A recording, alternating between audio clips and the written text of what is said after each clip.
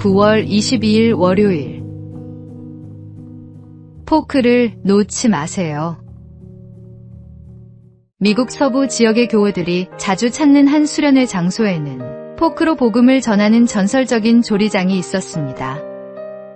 40년 동안 시설을 찾는 성도들에게 맛있는 요리를 만들어주던 조리장은 무엇보다 디저트에 가장 공을 들였습니다.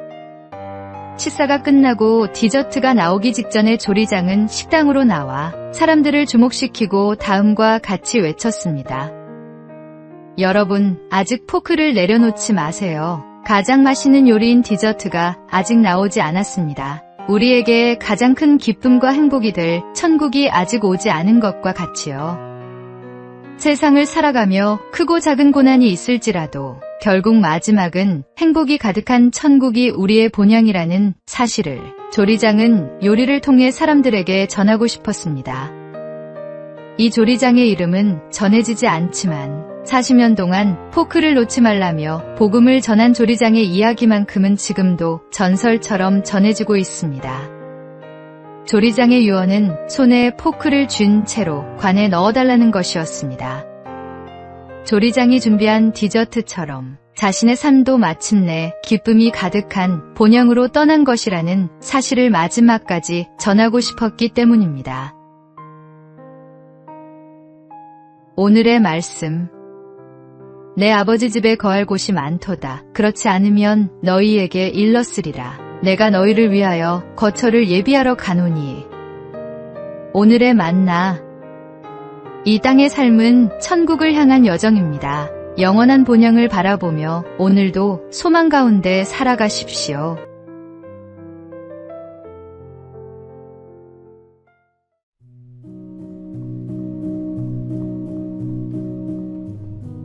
(9월 23일) 화요일. 오늘을 붙잡으라. 카르페 디엠은 오늘을 즐기라는 뜻으로 널리 알려졌지만 고대 로마 시인 호라티우스의 시에 나오는 한 구절입니다. 카르페는 붙잡다, 수확하다는 뜻의 카르페에서 유래했고 디엠은 나를 의미하는 데이즈에서 나왔습니다. 라틴어 전문가는 이렇게 설명합니다. 사람이 일일이 손으로 수확해야 했던 고대 사회에서 과일을 거두는 일은 고된 노동이었습니다. 그러나 그 고된 과정을 거쳐 수확한 과일을 바라볼 때 비교할 수 없는 깊은 기쁨을 경험했습니다. 카르페 디엠은 단순히 쾌락을 추구하며 그날을 즐기라는 말이 아닙니다. 오히려 오늘 하루에 충실하라는, 인생을 성실하게 살아내라는 깊은 의미를 담고 있습니다. 성경은 세월을 아끼라고 말씀하십니다. 여기서 아낀다는 말은 단순히 시간을 절약한다는 뜻이 아니라 건져내다, 사들이라는 의미로 무엇인가를 얻기 위해 적극적으로 행동하고 선택하는 것을 의미합니다. 우리에게 주어진 시간은 그저 흘러가는 것이 아니라 붙잡고 의미 있게 사용해야 할 소중한 기회입니다. 오늘은 하나님께서 우리에게 허락하신 선물이며 그분의 뜻을 이루기에 가장 좋은 날입니다. 그래서 우리는 이 오늘이라는 시간을 허투루 보내지 말고 전심으로 붙잡아야 합니다. 오늘을 가치 있게 사는 사람이 결국 참된 기쁨과 열매를 누릴 수 있습니다. 시간은 지나가지만 그 안에서 우리가 남기는 순종은 영원한 열매가 됩니다. 오늘의 말씀.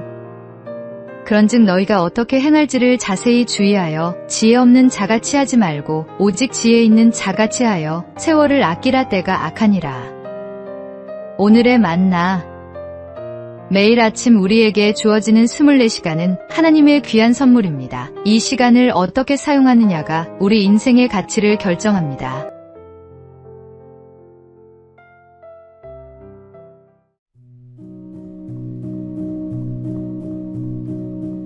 (9월 24일) 수요일. 은혜에 익숙해지지 않도록. 미우라 아야코가 쓴 소설 빙점은 지금까지 출판된 일본 소설 중에서 가장 많은 언어로 번역된 책이라고 합니다.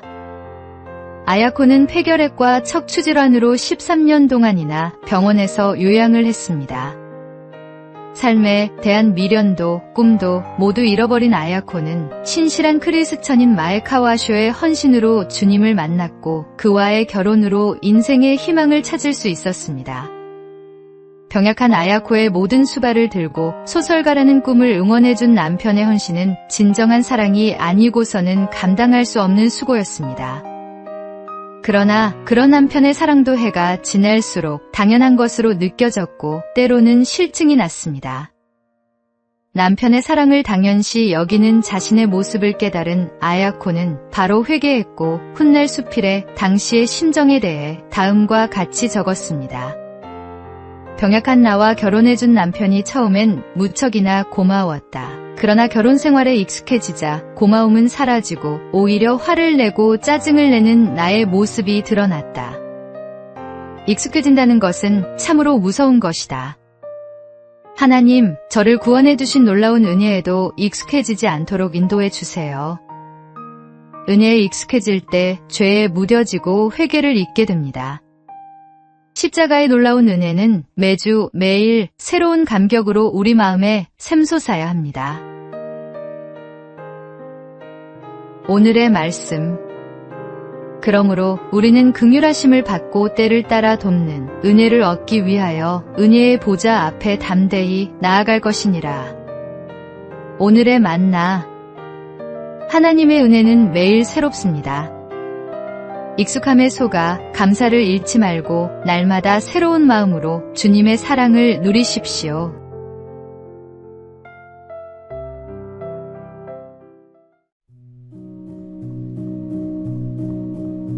(9월 25일) 목요일. 혀의 두 얼굴. 옛날 어떤 왕이 궁중의 광대 둘에게 명령했습니다. 한 광대에게는 세상에서 가장 선한 것을, 다른 광대에게는 가장 악한 것을 찾아오라고 했습니다. 얼마 후 두 광대가 상자를 들고 돌아왔는데 놀랍게도 두 상자 안에는 모두 큼지막한 혀가 들어있었습니다. 혀는 하나님을 찬양하고 복음을 전하며 상처받은 이를 위로하는 가장 거룩한 도구가 될 수 있습니다. 동시에 남을 비방하고 거짓말로 중상모략하며 저주하는 가장 파괴적인 무기가 되기도 합니다.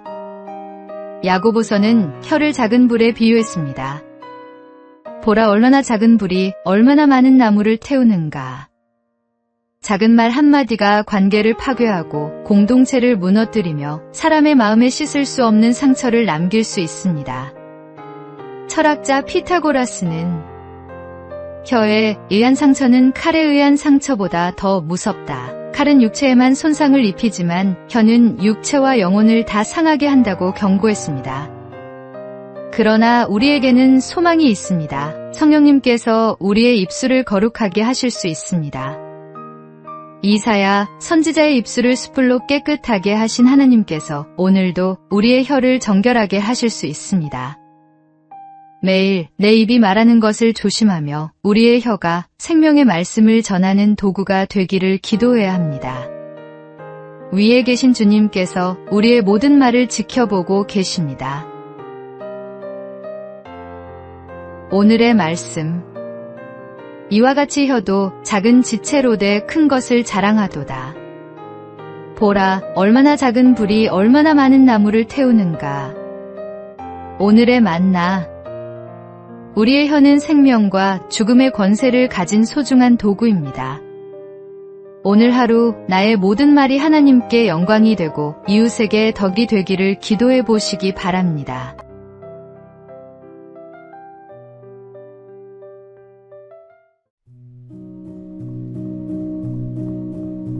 (9월 26일) 금요일. 은혜의 물살을 따라.